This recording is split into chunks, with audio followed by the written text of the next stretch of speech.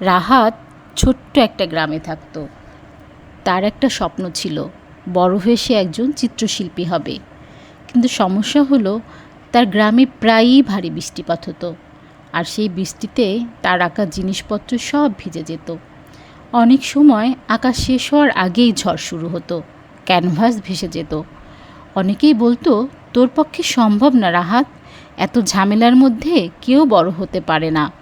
কিন্তু রাহাত হাল ছাড়ে না, সে বৃষ্টিকে তার শক্তিতে পরিণত করল। প্রতিবার বৃষ্টি এলেই সে জানালার পাশে বসে বৃষ্টির ছবি আঁকত। ভেজা গাছ, রাস্তায় জমে থাকা জল, ছাতা হাতে মানুষ, সব কিছু। কিছুদিন পর তার আঁকা ছবি এক স্থানীয় প্রদর্শনীতে দেখানো হলো। সবাই অবাক হয়ে দেখল, রাহাতের ছবিতে বৃষ্টির জীবন যেন কথা বলছে।